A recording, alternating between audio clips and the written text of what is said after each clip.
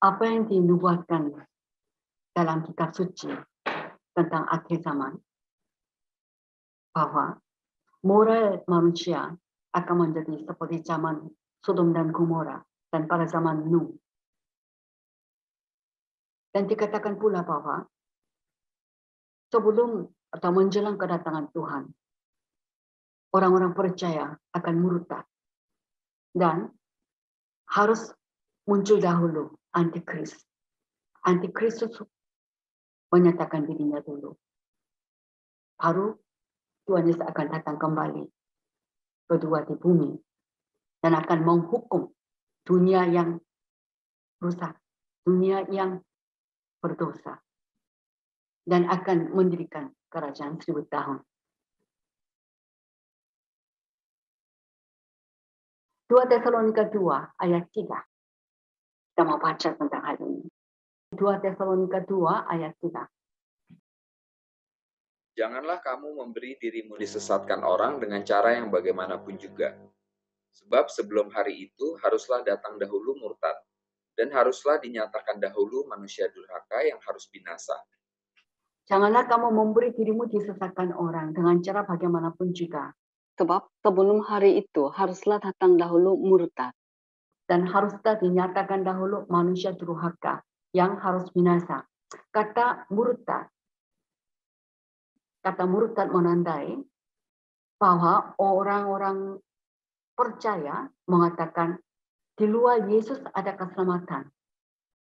Misalnya pendeta Erhard Sabtono menyatakan bahwa orang ateis juga masuk surga asal tidak pernah mendengar Injil. Dan asal hidup baik-baik, semua orang yang hidup baik-baik bisa masuk surga. Benar-benar itu paham murtad. Dan yang lebih menyedihkan adalah paham murtad ini didukung sepenuhnya oleh Ketua Penginjilan GB, yaitu Pendeta Gilbert Rumohindo. Murtad dan menyangka Yesus adalah satu-satunya Kristus. Jesus is the Christ. Alkitab menyebutnya sebagai pendusta dan antikristus dan tidak memiliki bapa. Pernyataan Baal dari WCC di Baal, kota Switzerland, menyatakan bahwa agama Buddha mempunyai Kristus. Dalam agama Hindu juga ada Kristus. Ateis juga mempunyai Kristus. Itulah pernyataan Baal yang kita menentang. Iman kita adalah hanya Yesuslah satu-satunya, the Christ. Jesus is the Christ. Tidak ada keselamatan di luar Yesus. Seruan kita adalah di luar iman Yesus tidak ada keselamatan. Jika menyangkal akan hal ini, siapapun akan dilemparkan ke dalam lautan api dan belerang. Apa yang saya tadi katakan ada di dalam ayat-ayat kitab suci. Kisah Rasul 4 ayat 12, Yohanes 14 ayat 6, dan juga Wahyu 21 ayat 8. Siapapun yang menangkal Yesus adalah the Christ, masuk lautan api belerang. Dan juga teologi Christianity bersama dengan Berea Sangat Church mengajar bahwa bumi ini akan menjadi lautan api. Dan Bapak Markus A. Kristianto yang menerima ajaran dari Berea Sangat Church menyatakan bahwa bumi ini akan menjadi lautan api. Pernyataan bumi akan menjadi lautan api dikutip dari bukunya yang berjudul Inilah Anakku yang Kupilih, dengarkanlah dia, penulis Bapak Markus A. Kristianto dalam halaman 229. Alkitab bersaksi bahwa bumi dan alam semesta, yaitu dunia materi, seluruhnya akan terbakar oleh api dan belerang. Hal ini memiliki arti. Sesungguhnya neraka bukan hanya berada di pusat bumi semata, melainkan meluas sampai ke seluruh jagat raya dengan miliaran galaksi yang ada di dalamnya. Dunia materi yang kita tempati dan yang kita lihat saat ini akan segera berubah rupa menjadi lautan api dan belerang selama-lamanya.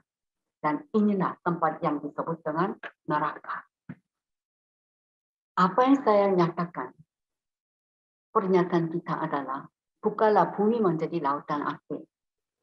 Malahan, akan direnovasi oleh api.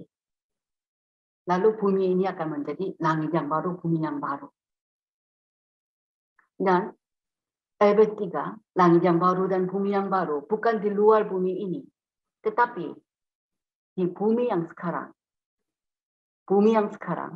akan berubah oleh renovasi. Lalu menjadi langit yang baru dan bumi yang baru. Sekarang kita mau membahas 2 Petrus 3 ayat 10 sampai dengan 13. Kita akan baca dahulu. 2 Petrus 3 ayat 10 sampai dengan 13. Tetapi hari Tuhan akan tiba seperti pencuri. Pada hari itu langit akan lenyap dengan gemuruh yang dahsyat, dan unsur-unsur dunia akan hangus dalam nyala api. Dan bumi dan segala yang ada di atasnya akan hilang lenyap. Jadi jika segala sesuatu ini akan hancur secara demikian, betapa suci dan salehnya kamu harus hidup. Yaitu kamu yang menantikan dan mempercepat kedatangan hari Allah. Pada hari itu langit akan binasa dalam api, dan unsur-unsur dunia akan hancur karena nyalanya. Tetapi sesuai dengan janjinya, kita menantikan langit yang baru dan bumi yang baru, di mana terdapat kebenaran. Ayat 10 saya baca kembali. Tetapi hari Tuhan akan tiba seperti pencuri. Pada hari itu langit akan lenyap dengan gemuruh yang dahsyat, dan unsur-unsur dunia akan hangus dalam nyala api. Dan bumi dan segala yang ada di atasnya akan hilang lenyap. Hari Tuhan berbicara kerajaan 1000 tahun yang dimulai dengan kedatangan Tuhan yang kedua di bumi, hingga Satan dilepaskan dari jurang maut dan menyesatkan bangsa-bangsa. Hari Tuhan, yaitu kerajaan 1000 tahun berakhir, lalu akan dimulai hari Allah. Di masa tumpang tindih, yaitu hari Tuhan berakhir, lalu dimulainya hari Allah, akan terjadi penghakiman takhta putih. Penghakiman takhta putih yang besar, sementara berlangsung, akan terjadi renovasi bumi oleh api. Dikatakan, pada hari itu, yaitu di akhir hari Tuhan, langit akan lenyap dengan gemuruh yang dahsyat. Langit akan lenyap dengan gemuruh yang dahsyat. Langit ini bukan langit bintang-bintang, bukan pula langit planet heaven, tetapi langit atmosfer. Langit atmosfer dengan gemuruh yang dahsyat akan lenyap, dikatakan. Kata lenyap dalam bahasa Yunani adalah parekomen, yang berarti berubah dari satu kondisi ke kondisi lain. Bukan mengartikan dimusnahkan, tetapi berubah ke kondisi baru dan lebih baik. Dan berubahnya dengan gemuruh yang dahsyat dan secara mendadak. Dan unsur-unsur dunia akan hangus dalam nyala api. Arti unsur-unsur dunia adalah sifat-sifat dosa dan kuman-kuman penyakit dan lain-lain yang korup umat manusia akan hangus oleh nyala api. Dan kata hangus dalam bahasa Yunani, luo, yaitu dilepaskan, dimerdekakan. Arti kata luo terdapat dalam Roma 8 ayat 19 sampai dengan 21. Dalam Roma pasal 8 ayat 19 sampai dengan 21, kita bisa mendapat arti luo, yaitu dilepaskan, dimerdekakan. Kita baca. Sebab dengan sangat rindu seluruh makhluk menantikan saat anak-anak Allah dinyatakan. Karena seluruh makhluk telah ditaklukkan kepada kesia-siaan, bukan oleh kehendaknya sendiri, tapi oleh kehendak Dia yang telah menaklukkannya, tetapi dalam pengharapan. Karena makhluk itu sendiri juga akan dimerdekakan dari perbudakan kebinasaan dan masuk ke dalam kemerdekaan kemuliaan anak-anak Allah. Berasa dimerdekakan dari perbudakan kebinasaan dan masuk ke dalam kemerdekaan kemuliaan anak-anak Allah. Dimerdekakan, yang berarti dilepaskan dari kutuk dan perbudakan kebinasaan sekarang. Dan bumi dan segala yang ada di atasnya akan hilang lenyap. Bumi dan segala yang ada di atasnya menunjukkan segala sesuatu yang dikerjakan manusia yang bukan berasal dari Tuhan, termasuk hal-hal agama.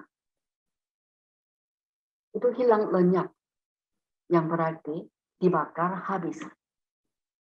Jadi, hanya yang berasal dari Allah. Segala sesuatu yang dikerjakan Allah saja tinggal tetap. Dan bila dikatakan bumi dan segala yang ada di atasnya, itu bukan berarti bumi sendiri dibakar habis.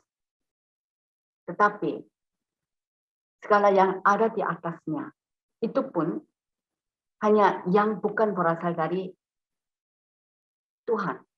Atau yang bukan dikerjakan Tuhan. Itu dibakar habis. Termasuk hal agamawi. Jadi, hanya apa yang berasal dari Tuhan saja tinggal tetap untuk selama-lamanya. Termasuk kerajaan Kristus di bumi. Ibrani 12 ayat 26 sampai dengan 28. Ibrani 12 ayat 26 sampai dengan 28. Waktu itu suaranya menggoncangkan bumi, tetapi sekarang Ia memberikan janji.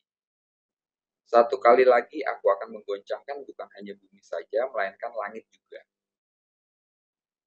Ungkapan satu kali lagi menunjuk kepada perubahan pada apa yang dapat digoncangkan.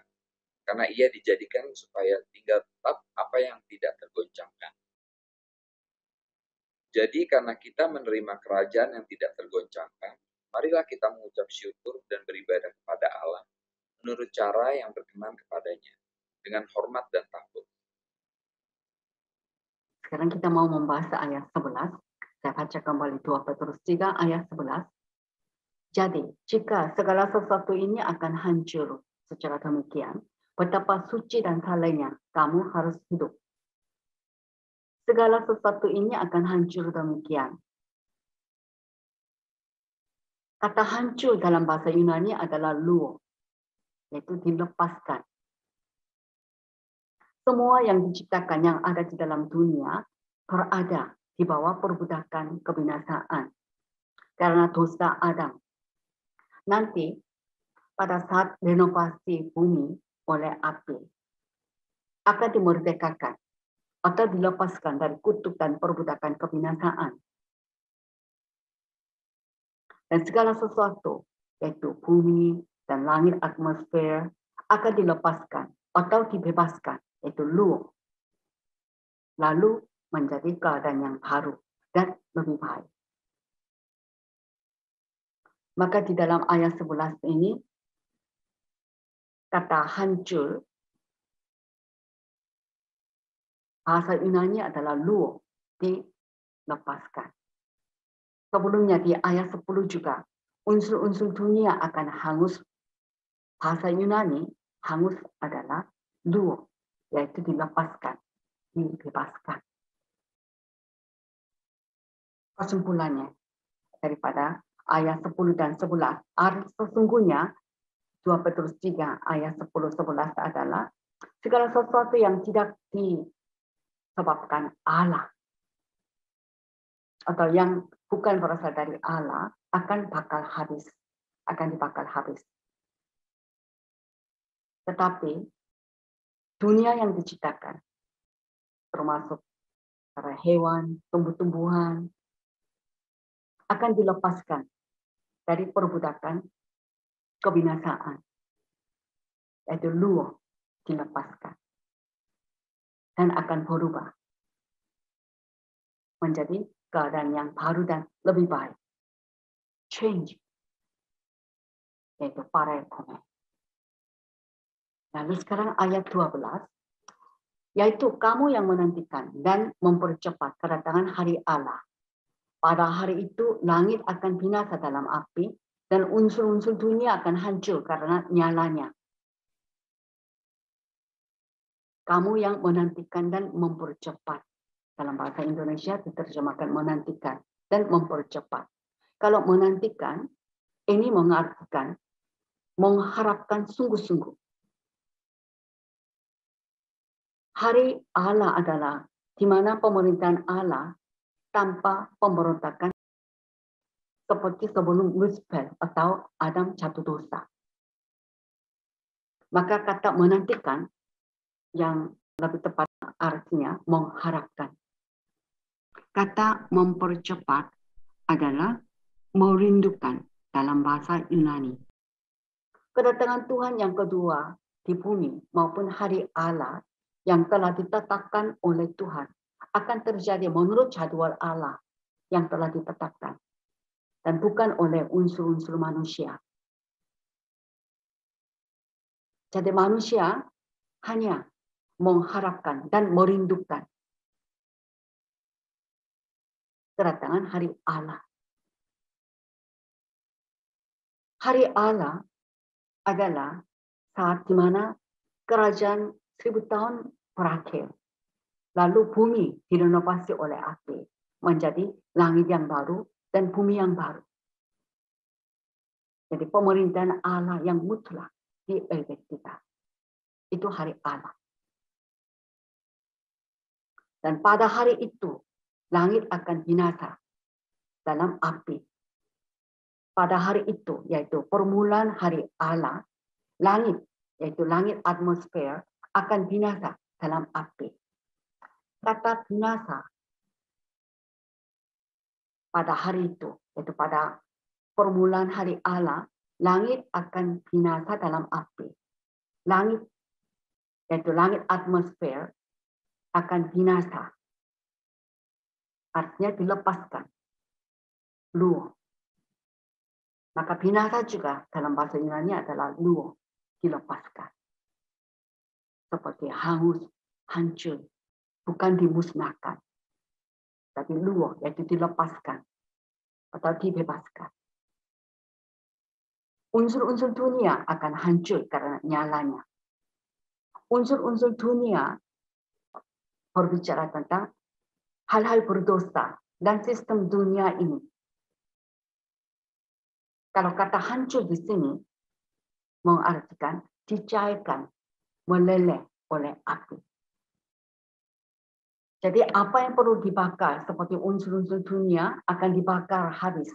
Tetapi langit, yaitu langit atmosfer dan bumi akan dilepaskan dari kutukan dan perbudakan kebinasaan dan berubah menjadi Helvetica, langit yang baru dan bumi yang baru. Bumi direnovasi oleh api, hasilnya langit yang baru dan bumi yang baru yang telah dijanjikan oleh Allah. Yesaya pasal 65 ayat 17 dan pasal 66 ayat 22 sampai dengan 24. Sekarang dengan 2 Petrus 3 ayat 13, tetapi sesuai dengan janjinya, kita menantikan langit yang baru dan bumi yang baru, di mana terdapat kebenaran. Rasa tetapi sesuai dengan janjinya. Sesuai dengan janjinya. Karena ada janji, maka kita mengharapkan. Expecting. Bukan hope. Hope hanya sekedar berharap tanpa dasar. Tapi kalau dikatakan expecting, sesuai dengan janji. Yaitu di atas dasar-dasar yang pasti. Janji Allah yang kekal. Karena ada janji Allah yang kekal, maka kita expect. Sama seperti orang expect healing, bukan hope. Andai kata kita hanya hope untuk mendapat healing, tidak bakal menerimanya. Tetapi kalau kita expect healing, pasti kita akan menerima. Karena ada dasarnya, ada alasannya. Karena healing telah disediakan melalui penebusan Kristus di kayu salib. Dan dijanjikan pula. Maka dalam Markus 11 ayat 24 dikatakan, ketika kamu berdoa, expect, perintah, expect. Artinya, percaya bahwa kamu telah menerimanya. Berdasarkan janji. Itu expect, bukan hope. Karena telah disediakannya dan telah dijanjikannya. Maka kita boleh berharap, expect. Demikian juga hal langit yang baru dan bumi yang baru. Dikatakan kita expect, bukan hope. Kita mengharapkan, sungguh-sungguh mengharapkan, dan merindukan. Dan di dalam Helvetica terdapat kebenaran. Yang berarti di Helvetica kebenaran Allah yaitu the righteousness of God tinggal tetap Helvetica. Kata langit yang baru dan bumi yang baru. Selain 2 Petrus 3 ayat 13, ada juga di dalam kitab Wahyu pasal 21 ayat 1. Dikatakan langit yang baru dan bumi yang baru. Kata baru dalam bahasa Yunani, kainos. Artinya diperbaharui atau baru. Terutama dalam kesegaran dan karakter. Tetapi tidak pernah baru dalam keberadaannya. Kata baru kainos kontras langsung dengan kata baru neos. Kalau arti kata neos adalah baru dalam keberadaan. Dalam Matius 9 ayat 17, silakan baca Matius 9 ayat 17. Begitu pula anggur yang baru tidak diisikan ke dalam kantong kulit yang tua. Karena jika demikian, kantong itu akan koyak sehingga anggur itu terbuang, dan kantong itu pun hancur. Tetapi anggur yang baru disimpan orang dalam kantong yang baru pula, dan dengan demikian terpeliharalah kedua-duanya. Anggur yang baru disimpan orang dalam kantong yang baru pula, dan dengan demikian terpeliharalah kedua-duanya. Anggur yang baru, kata baru adalah neos. Artinya, anggur yang baru dibuat. Sedangkan kantong yang baru, kata baru adalah kainos. Yang berarti kulit anggur yang disegaikan atau diperbaharui dengan kualitas dan karakter baru.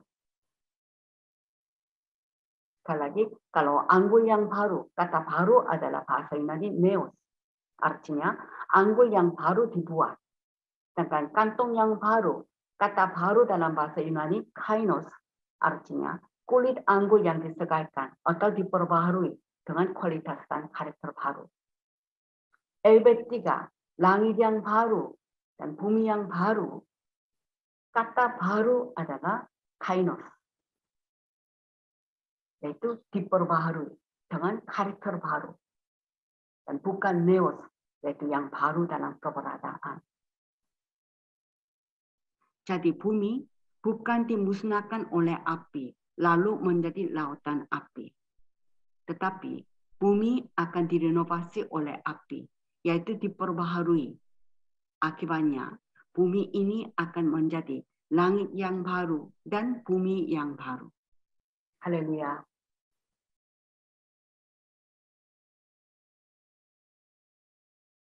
Kita berdoa. Allah Bapa, kami menantikan, itu mengharapkan dan merindukan Helvetica, langit yang baru, bumi yang baru, sesuai dengan janji Bapa. Allah Bapa telah berjanji Helvetica dalam kitab Yesaya. Dan sesuai dengan janji Bapa, janji Allah dalam 2 Petrus dikatakan harapkan, mengharapkan, merindukan Helvetica. Maka kami mau berfokus. Mata kami boleh tertuju pada peristiwa kedatangan hari Allah. Helvetica, di mana terdapat kebenaran. Dalam 2 Petrus 3 ayat 12 dikatakan, sungguh-sungguh mengharapkan dan merindukan kedatangan hari Allah. Maka kami juga mau beritakan tentang apa arti hari Tuhan dan apa arti hari Allah. Kami mau beritakan. Kami mau memberitakan kepada orang. Ada hari Tuhan, ada hari Allah. Hari Tuhan dimulai dengan kedatangan Tuhan yang kedua di bumi. Sampai saat di mana Satan dilepaskan dan menyesatkan bangsa-bangsa di bumi.